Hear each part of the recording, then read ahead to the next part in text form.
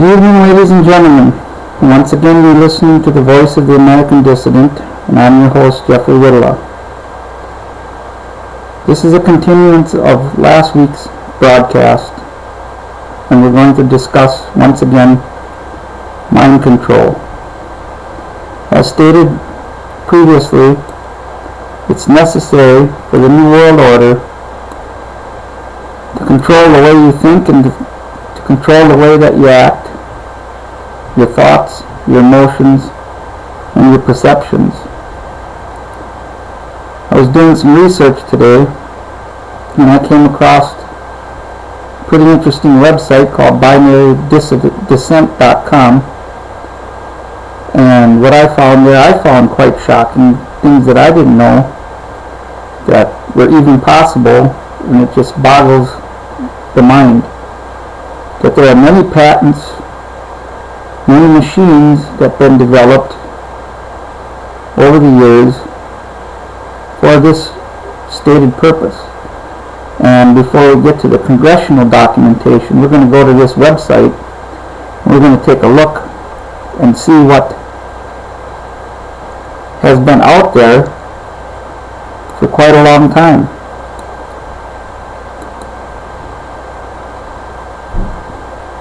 And I'm going to zoom in as close as I can. And what this has here is a list of patents. Direct and subliminal mind control systems. A listing of various technologies available that can be combined for use in direct or subliminal mind control systems. Please note that these are mainly private inventions intended for positive uses, but could be applied for negative purposes as well. We have no idea what the government may have in classified research. However, it is known that many of these technologies are now satellite-based.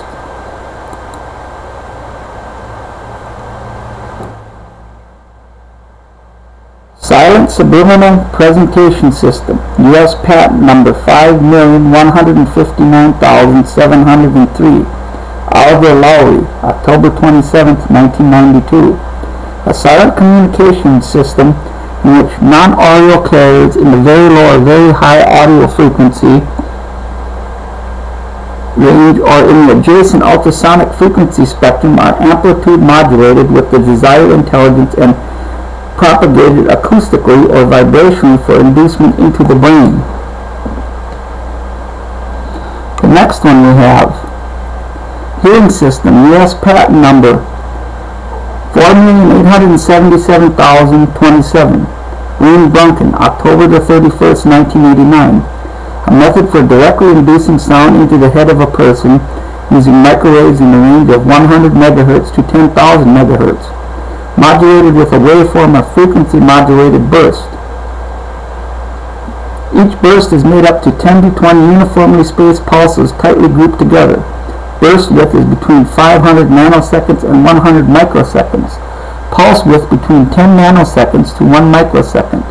The bursts are frequency modulated by the audio input to create the sensation of hearing in the person whose head is irradiated. Psychoacoustic Projector, U.S. Patent Number 3,566,347. Andrew Flanders, February 23, 1971. A system for producing audio psychological disturbances and partial deafness of the enemy during combat situations. Noise Generator and Transmitter, U.S. Patent Number 4,034,741, Guy Adams and Jesse Carden Jr., July 12, 1977, an analgesic noise generator. Method and apparatus for reducing physiological stress, U.S. Patent Number 5,562,597, Robert Van Dyck, October 8, 1996. Physiological stress in a human is treated by generating a weak electromagnetic field about a quartz crystal. The subject is positioned in the EM field for a period of time sufficient to reduce stress. Recall the Russian LIDA patent. By reducing stress, subjects become more vulnerable to hypnosis. Method and apparatus for reducing physiological stress, U.S. Patent Number 5,480,374, Robert Van Dyck, January 2, 1996. Similar to the above, A weak electromagnetic field is generated around a grounded electrode. Method and apparatus for reducing physiological stress. Excuse me, I already read that one. Method and system for altering consciousness. U.S. patent number 5,123,899. James Gall, June 23, 1992. A system for altering the states of human consciousness involving the use of simultaneous application of multiple stimuli, preferably sounds having differing frequencies. Method and system for altering consciousness. U.S. patent number 5,123,438. James Gall, February 22, 1994. Similar to the above. So yes, ladies and gentlemen, as you can see, we're not even fully through this list, but it's plain to see that there are many machines and much research going on into the technology of altering your consciousness and controlling your brain. And it's essential for those that are in control and running the show to be able to do just exactly that. And one of them that I found very telling is that they have been trying to weaponize certain of these applications. And we'll continue to go down.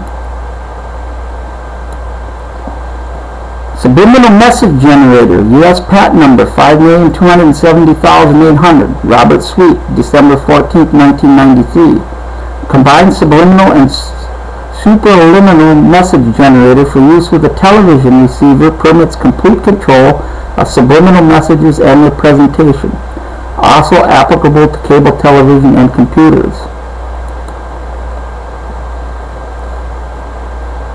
It's been said in certain circles that our brand new HD television sets that have been out over the past 10 years have been equipped with technology similar to this. They can also, with these new technologies, look right inside your home when you're watching television.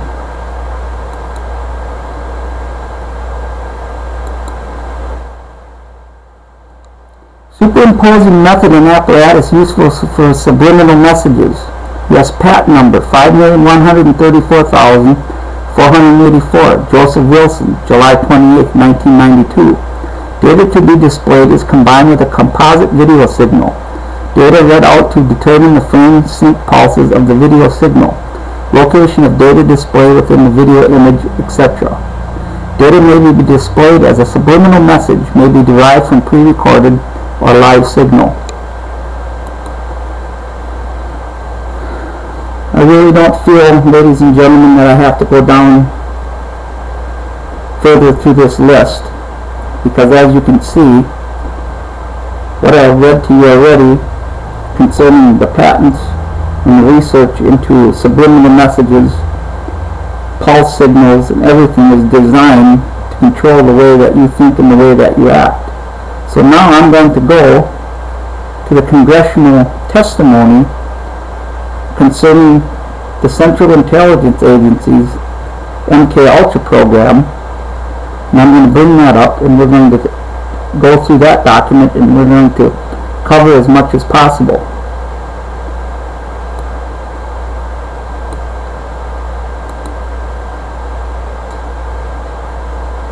And this is once again,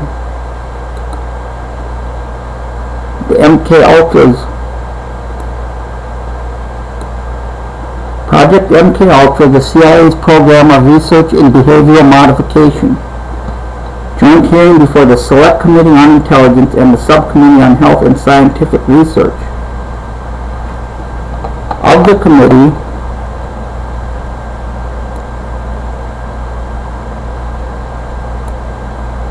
on Human Resources, United States Senate, 95th Congress, First Session, August 3rd, 1977.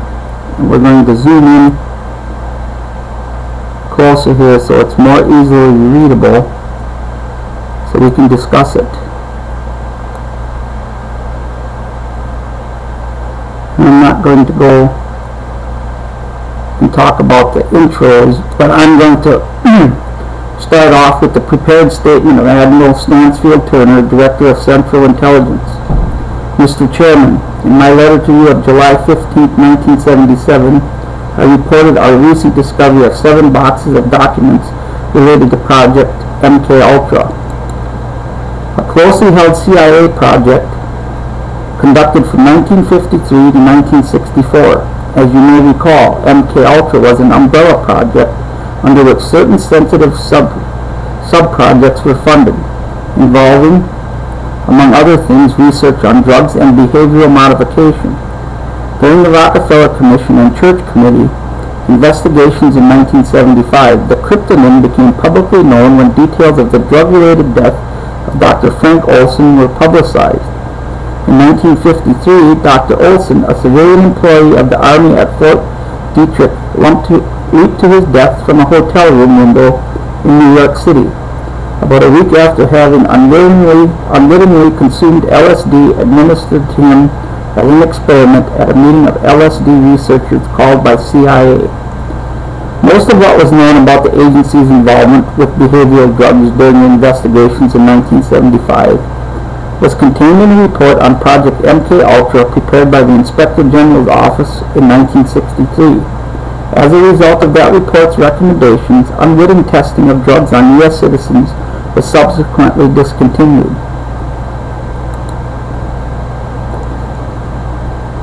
They may have discontinued the drugs, ladies and gentlemen, but they certainly have not discontinued the research in the use of radio waves, microwave frequencies, and other tools that they can use, along with deep hypnosis, in order to control your mind. So it's pretty much irrelevant that they discontinued the drug use. And I really, for one, do not believe that they have, because if you follow the money into medical research, you will find that there is money coming out of the Pentagon to fund the medical field.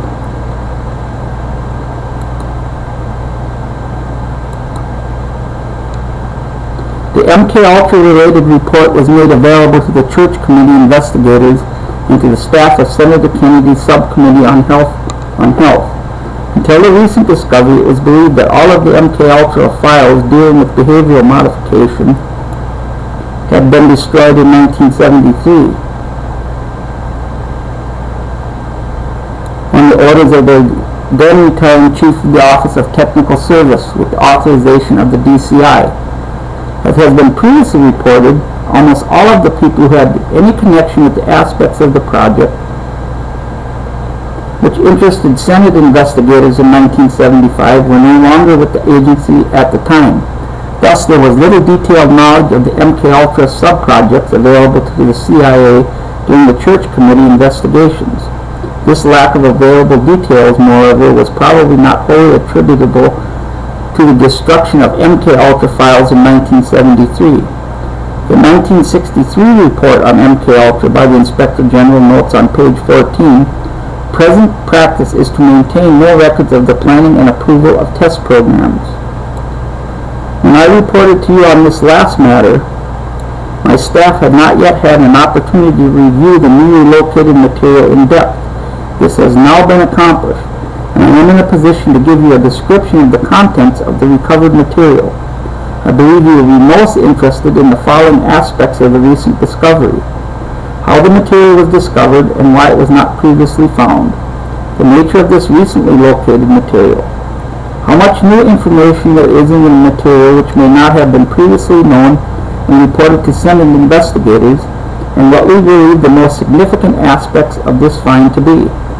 To begin, as to how we discovered these materials, the material had been sent to our retired record center outside of Washington and was discovered sent to our retired records center outside of Washington, and was discovered there as a result of the extensive search efforts of an employee charged with responsibility for maintaining our holdings on behavioral drugs and for responding to Freedom of Information Act requests on this subject.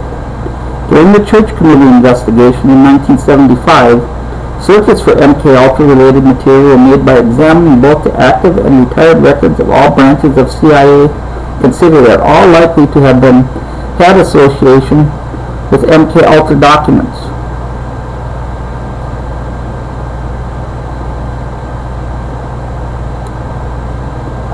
The retired records of the budget and fiscal section of the branch responsible for such work were not searched, however.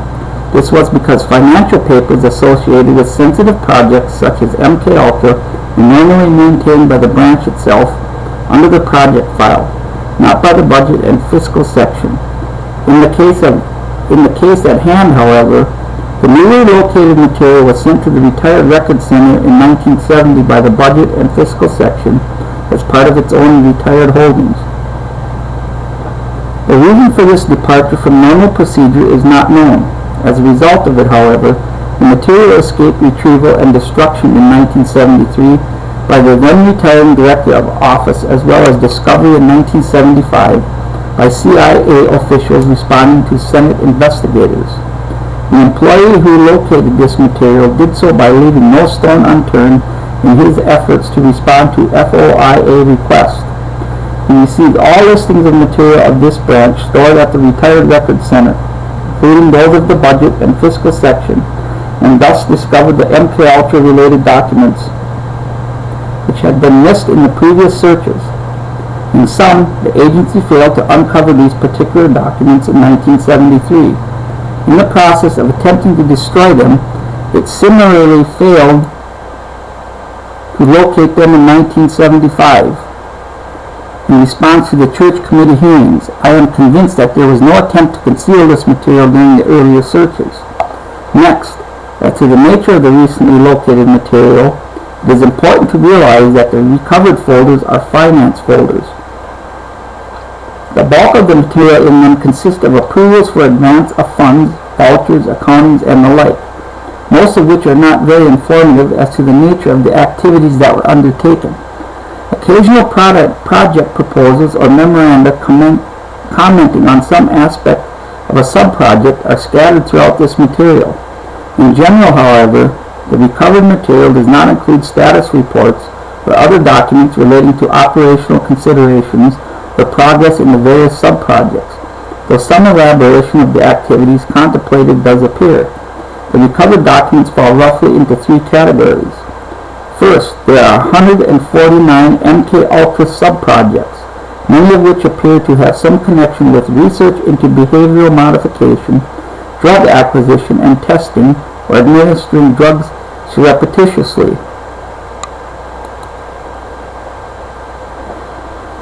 Ladies and gentlemen, do you actually believe that we live in a free society where an admiral in the United States military can go testify before a Senate Intelligence Committee and admit that your government, my government, does research into behavioral modification, drug acquisition and testing, or administering of drugs surreptitiously? We do not live in a free society. It's plain to see by this document that I have in my possession that research into behavioral modification only leads to one thing. It leads to create a population that is docile and obedient, and that will be willing slaves in a world government. Second, there are two boxes of miscellaneous MK-ULTRA papers, including audit reports and financial statements from cutout, i.e. intermediary funding mechanism used to conceal CIA sponsorship of various research projects. Finally, there are 33 additional sub-projects concerning certain intelligence activities previously funded under MK-ULTRA. which have nothing to do either with behavioral modification drugs and toxins or with any other related matters. We have attempted to group the activities covered by the 149 sub-projects into categories under descriptive headings.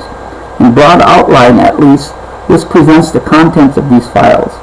The activities are placed in the following 15 categories. Research into the effects of behavioral drugs and/or alcohol. 17 sub-projects probably not involved in human testing. 14 sub-projects definitely involving tests on human volunteers. Excuse me. Let me get that back up there. 19 sub-projects probably including tests on human volunteers. While not known, some of these sub-projects may have included tests on unwitting subjects as well. 6 sub-projects involving tests on unwitting subjects.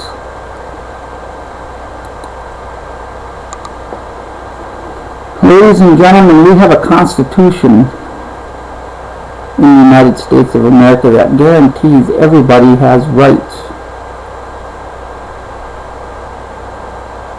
What the government did in this project is illegal. We have criminals running our government, testing on unwitting subjects. So one can see, in my opinion at least, that human beings and their rights and their thoughts and their actions mean nothing to the quote-unquote security apparatus that's been in place since the days of Harry S. Truman.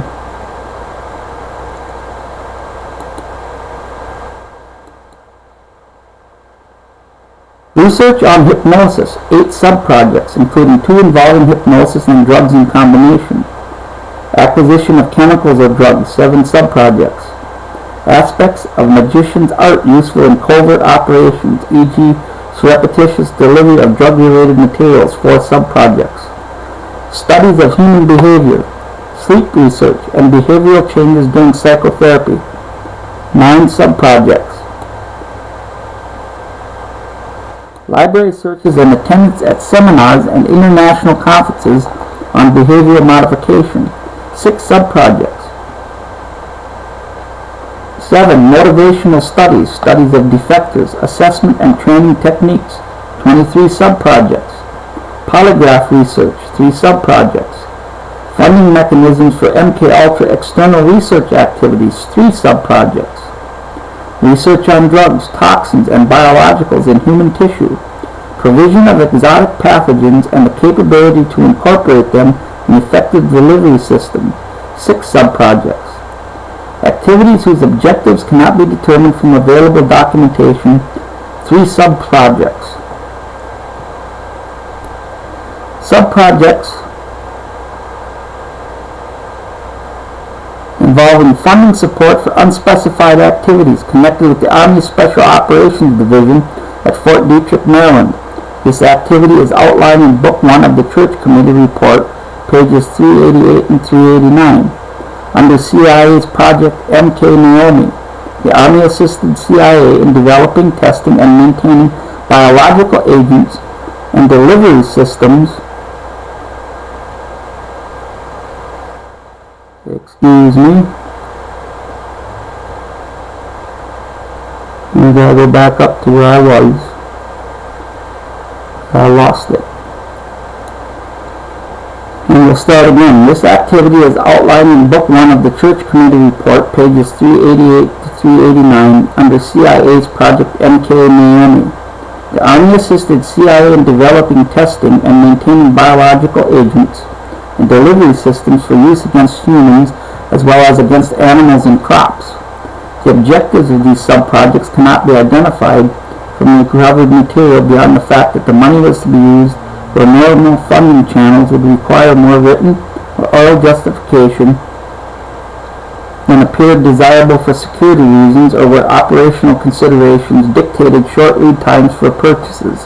About $11,000 was involved during this period, 1953 to 1963. 3 sub-projects. And I find that kind of strange, ladies and gentlemen. I bet that there was $111 million involved in this. And what kind of sick people would want to develop and test and maintain biological agents and delivery systems for use against human beings? I got a 4-letter word for you, and you might be thinking of it yourself. AIDS, ladies and gentlemen. I also have the Congressional Testimony where they created a biological agent, and that there was funding and research in the early 1970s for just such a purpose. And around 1978, suddenly this strange new disease appeared. And really it is indicative of the type of government and the type of people that are running our government today and for many years. We do not live in a free society, and it appears to me that certain people that live in the United States are nothing more than lab experiments and guinea pigs for these people.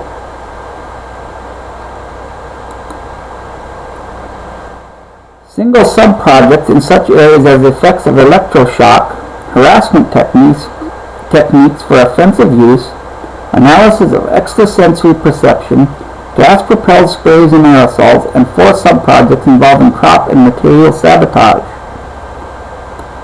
1 or 2 sub-projects on each of the following: blood grouping research, controlling the activity of animals, energy storage and transfer in organic systems, and stimulus and response in biological systems.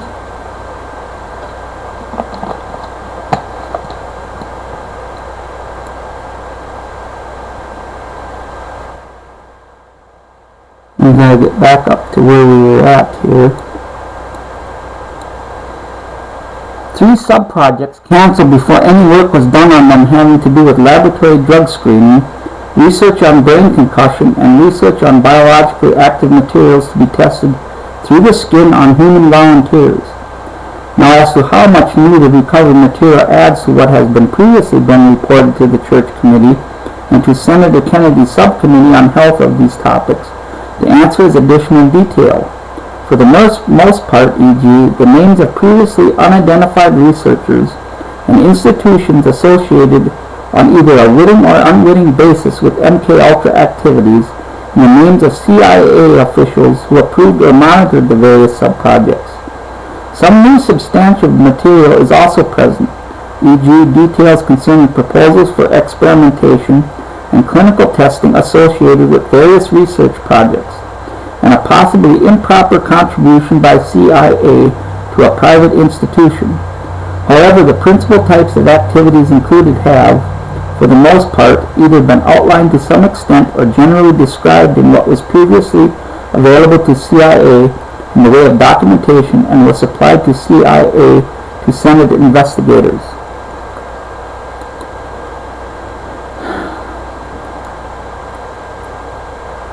Does everybody remember what happened to President John Fitzgerald Kennedy, ladies and gentlemen? He said that he was going to scatter the Central Intelligence Agency to the 4 winds, break them up in millions of pieces and send them scattering. And what information did President Kennedy have in his possession that would make him want to do this? Is he the only president in our recent times that saw the sick and evil things going on within our own government, and that he wanted to change things for the betterment of our republic and the peace and security of our people? And we all know what happened to him. He was murdered on November the 22nd, 1963.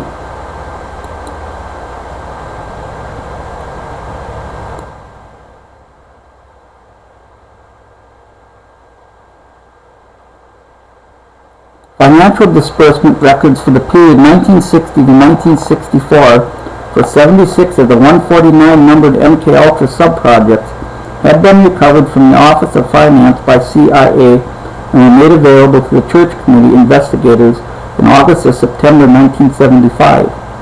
The 1963 Inspector General report on MK-ULTRA made available to both the Church Committee and Senator Kennedy's subcommittee mentions electroshock and harassment substances, covert testing on unwitting U.S. citizens, the search for new materials through arrangements with specialists in universities, pharmaceutical houses, hospitals, state and federal institutions, and private research organizations, and the fact that the Technical Service Division of CIA had initiated 144 subprojects related to the control of human behavior between 1953 and 1963. This is absolute criminal activity, ladies and gentlemen, by our federal government. How can the American people continue to be so apathetic, so uncaring, and so misinformed as to what really goes on within our own government, our branches of the military, and our intelligence agencies? And this broadcast will continue to bring the truth to the American people and the truth to the world as to exactly what happens within our own government. The relevant section of a 1957 Inspector General report on the Technical Service Division was also made available to the Church Committee staff. That report discusses techniques for human assessment and unorthodox methods of communication, discrediting and disabling materials which can be covertly administered, studies on magician's arts as applied to covert operations, specific funding mechanisms for research performed outside of CIA, research being done on K, knockout material, alcohol tolerance, and hypnotism, research on LSD, anti-personnel harassment, and assassination delivery systems, including aerosol generators and other spray devices, the role of Fort Detrick in support of CIA's biological chemical warfare capability, and material sabotage research. Much of this material is reflected in the Church Committee report. The most significant new data discovered are, first, the names of researchers and institutions who participated in the MK-ULTRA project, and secondly, a possibly improper contribution by CIA to a private institution. We are now in possession of the names of 185 non-government researchers and assistants who are identified in the recovered material dealing with the 149 subprojects. The names of 80 institutions where work was done or with which these people were affiliated are also mentioned. The institutions include 44 colleges or universities, 15 research foundations or chemical or pharmaceutical companies, and the like, 12 hospitals or clinics, and 3 penal institutions. While the identities of some of these people at institutions were known previously, the discovery of the new identities adds to our knowledge of MK-ULTRA. The facts as they pertain to the possibly improper contribution are as follows. One project involved a contribution of $375,000 to a building fund of a private medical institution. The fact that a contribution was made was previously known. Indeed, it was mentioned in the 1957 Inspector General report on the Technical Service Division of CIA, pertinent portions of which had been reviewed by the Church Committee staff. The newly discovered material, however, makes it clear that this contribution was made through an intermediary, which made it appear to be a private donation. As a private donation, the contribution was then matched by the federal funds. The institution was not made aware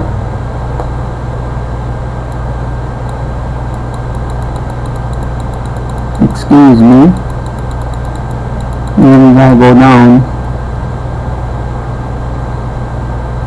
and I lost where I was, and we'll get back to where I was.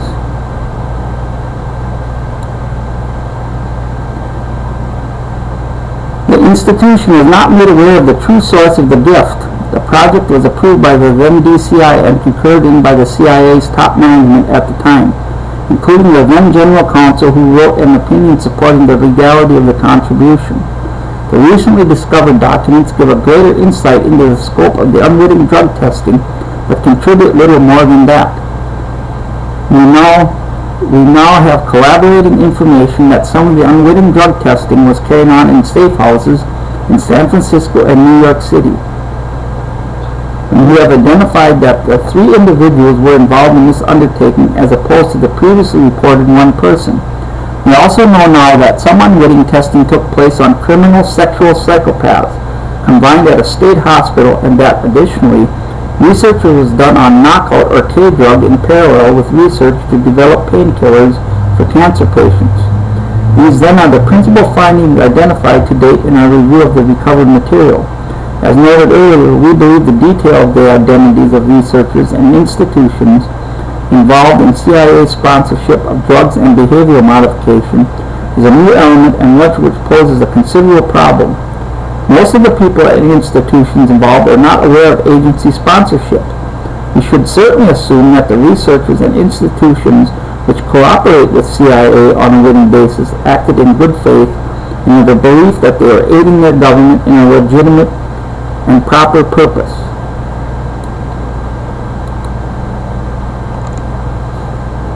What proper purpose is there in the control of the behavior of human beings? Now, some will probably say, well, they were testing drugs in penal institutions and that they could possibly use their research and their findings to better control criminals. What I submit is that this research goes far beyond that type of scope, that they are using this type of research to modify the behavior of society as a whole.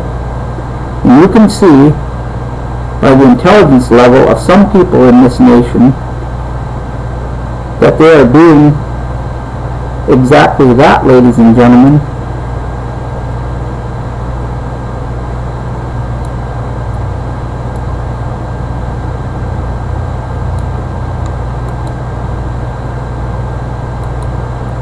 The facts as they pertain to the possibly improper contribution, excuse me, we have to keep going down.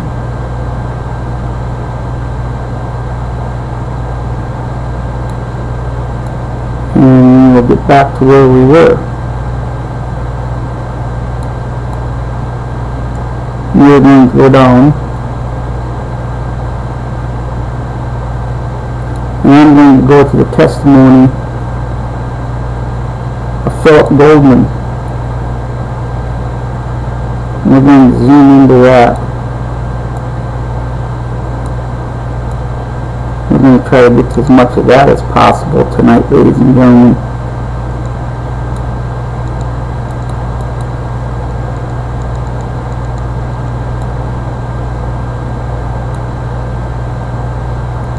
This is the Project MK-ULTRA, the CIA's program of research in behavioral modification. Testimony of Philip Goldman, former employee, Central Intelligence Agency. Mr. Goldman, I am Philip Goldman, Senator Inouye, and you are a former employee of the Central Intelligence Agency over 10 years ago. And you are employed at the time when MK-ULTRA was in operation.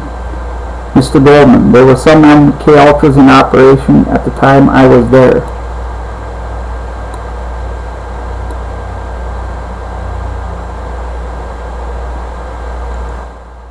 Excuse me. Mr. John Gittinger, are you a former employee of the Central Intelligence Agency? Thank you, Senator Kennedy. I want to welcome both of you to the committee. If we could start with Mr. Goldman, were you at the project engineer for the safe houses in either San Francisco or New York? Mr. Goldman, I know of no safe house in San Francisco. Senator Kennedy, how about in New York?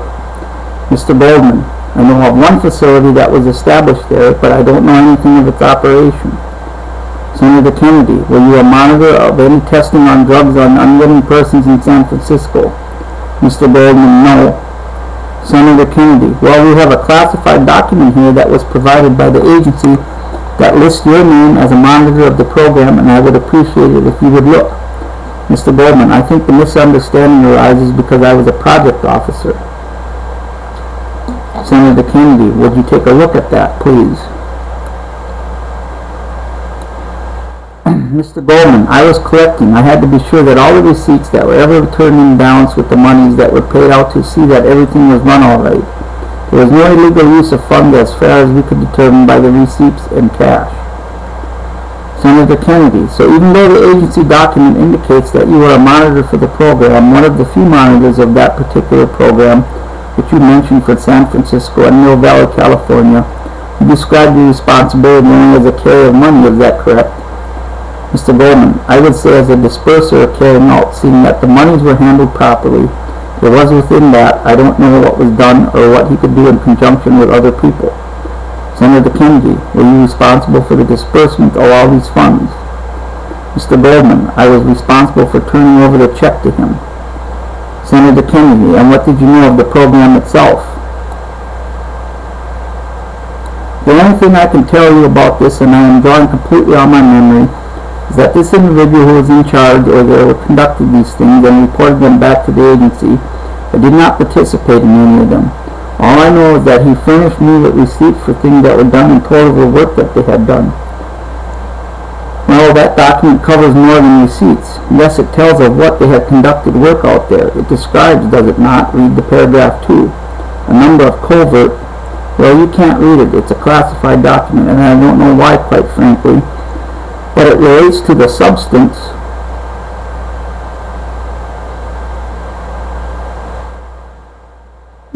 excuse me, I lost it. Here it is. Of these programs and your name and signed to the memorandums on it. I'm not interested in trying to review for us now what is in the document, but I think it would be unfortunate if we were left with the opinion that all you were is a courier of resources. When you see a document with your name on it signed that talks about the substance of the program, what we're interested in is the substance of the program. We have the recent documents that were provided by the agency, which do indicate that you are at least involved in the substance, and I'm not just trying to find out whether you're willing to tell us about it. I am perfectly willing to tell you everything that I can remember. But you can't remember anything. Did you meet with the agent in charge? Mr. Goldman, yes. And why did you meet with him? To discuss some of the receipts and things that were there to find out if they were indeed true expenditures, and to find out if everything was going along all right for the work that was being done. What work was being done? No, the reports of these things and whatever was being done, I don't know who he reported to, but he did report to somebody. Senator Kennedy, you travel out there to find out about the work that's being done, and what does he tell you? That the work is being done well, and Mr. Goldman, you told me that the work that they were doing was going along progressive and satisfactorily, to be quite frank with you. And we are going to go down, and we are going to try to get to more, as we are in a time crunch tonight.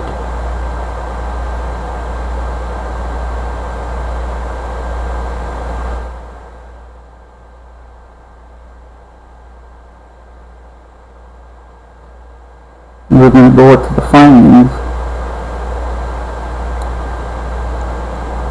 and we are going to talk about the appendix of this congressional testimony, the Project MK-ULTRA, the CIA's program of research and behavioral modification. Under its mandate 1, the Select Committee has studied the testing and use of chemical and biological agents by intelligence agencies.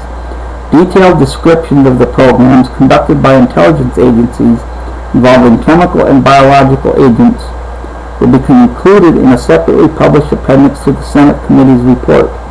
This section of the report will discuss the rationale for the programs, their monitoring and control, and what the committee's investigation has revealed about the relationships among the intelligence agencies and their relations with other government agencies and private institutions and individuals.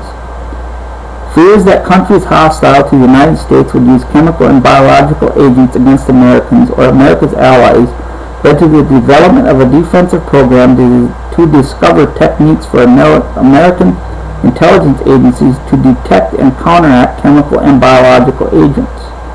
These defensive orientations soon became secondary as the possible use of these agents to obtain information from or gain control over enemy agents became apparent.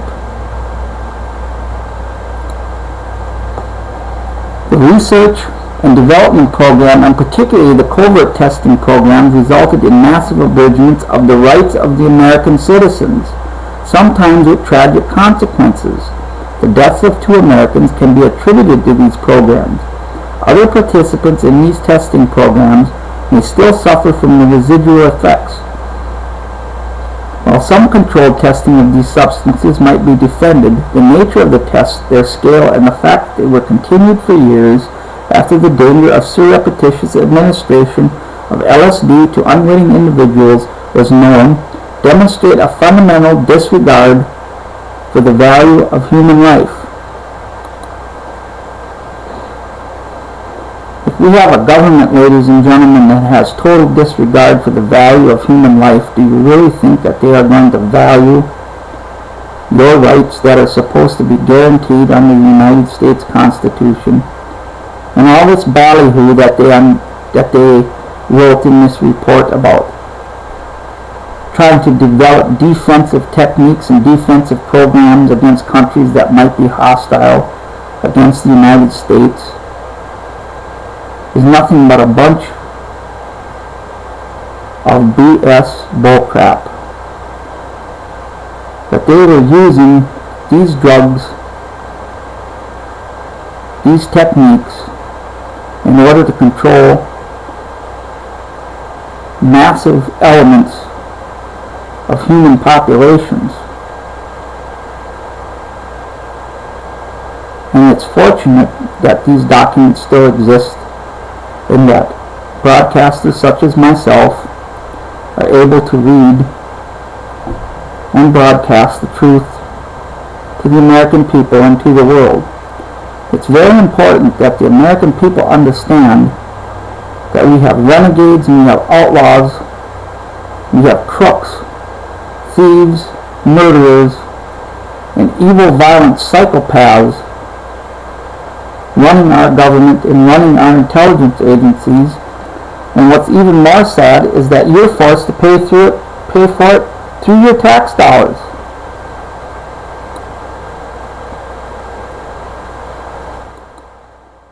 The Select Committee's investigation of the testing and use of chemical and biological agents also raised serious questions about the adequacy of command and control procedures within the Central Intelligence Agency and military intelligence, and about the relationships among the intelligence agencies, other governmental agencies, and private institutions and individuals. The CIA's normal administrative controls were waived for programs involving chemical and biological agents to protect their security. According to the head of the audit branch of the CIA, these waivers produced gross administrative failures. They prevented the CIA's internal review mechanisms, the Office of Inspector Counsel, the Inspector General, and the audit staff from adequately supervising these programs. In general, the waivers had the paradoxical effect of providing less restrictive administrative controls and less effective internal review for controversial and highly sensitive projects than those governing normal agency activities. The security of the programs was protected not only by waivers of normal administrative controls, but also by a high degree of compartmentation within the CIA. This compartmentation included the CIA's medical staff from the principal research and testing program employing chemical and biological agents. It also may have led to agency policymakers receiving different and inconsistent responses when they posed questions to the CIA component involved. Jurisdictional uncertainty within the CIA was matched by jurisdictional conflict among the various intelligence agencies. A spirit of cooperation and reciprocal exchanges of information, which initially characterized the programs, disappeared. Military testers withheld information from the CIA. The ignoring suggestions for coordination from their superiors. The CIA similarly failed to provide information to the military on the CIA's testing program. This failure to cooperate was conspicuously manifested in an attempt by the Army to conceal their overseas testing program, which included surreptitious administration of LSD from the CIA. Learning of the Army's program, the agency surreptitiously attempted to gain details of it.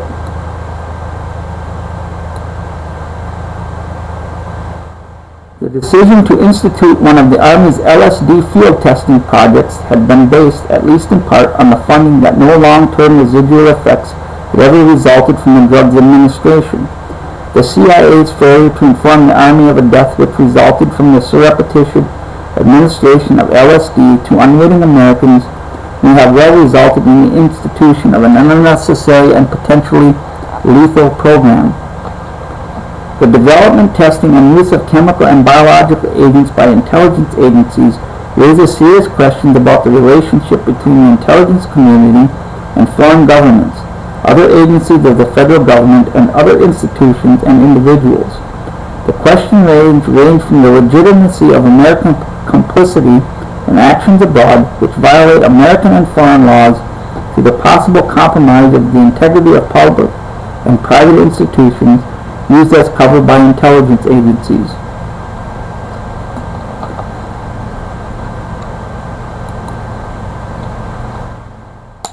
Ladies and gentlemen, Timothy Leary, the founder of the hippie movement, worked for the Central Intelligence Agency, and he was the one that introduced LSD to all those unwitting multitudes and millions of American people who joined the hippie movement. And it is a well-known fact that LSD alters the way that you think and alters the way that you act. And there has been no long-term effects suffered from its use. You take a look at some of the psychotic, crazy loons that are running our government today, and running our businesses and running our corporations. Who are they? They're the hippie people. The hippie movement of the 1960s are those people that are running our government and running our corporations. And they knew back then that they were able, through the use of these drugs, to alter the attitudes and the perceptions and the thoughts of people. And what they did is they changed the course of American history, and they changed forever the way the American people think. Because how you think, you're going to bring up your children to think in the exact same way. And that's a fact, ladies and gentlemen. And it's also terrible that we have a government who for decades have done these things, and it doesn't make a difference if they're wittingly or unwittingly doing this. Only a government that has evil in mind will not test behavioral modification drugs on its own citizens. And for what purpose? I submit to you that purpose is so they can more easily create a one world government known as the New World Order, and to forever destroy the freedoms of the American people.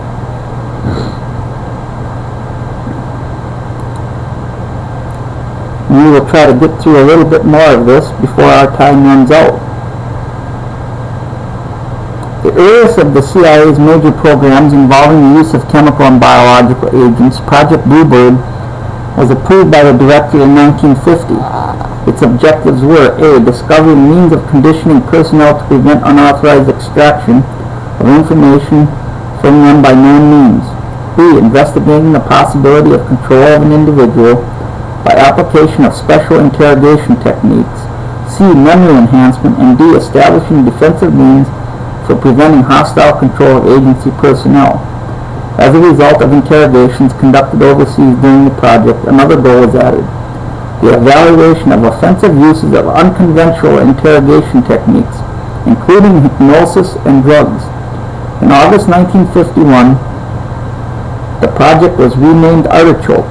Project Artichoke included in-house experiments on interrogation techniques conducted under medical and security controls, which would ensure that no damage was done to individuals who volunteered for the experiments. 5. Overseas interrogations utilizing a combination of sodium pentothal and hypnosis after physical and psychiatric examinations of the subjects were also part of Artichoke. The Office of Scientific Intelligence, which studied scientific advances by hostile powers, initially led Bluebird Artichoke efforts. In 1952, overall responsibility for Artichoke was transferred from OSI to the Inspection and Security Office, predecessor to the present Office of Security. The CIA's technical services and medical staffs were to be called upon as needed.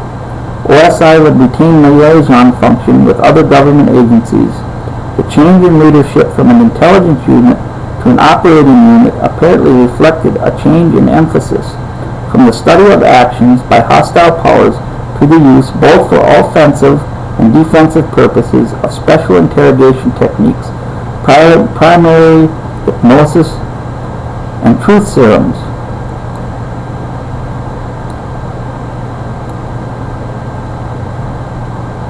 Representatives from each agency unit involved in Artichoke met almost monthly to discuss their progress.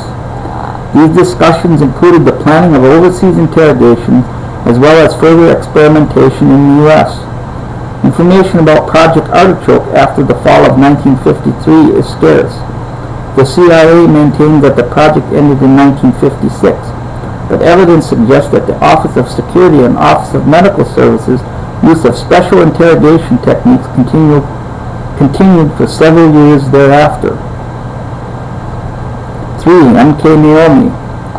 MK-ULTRA was another major CIA program in this area.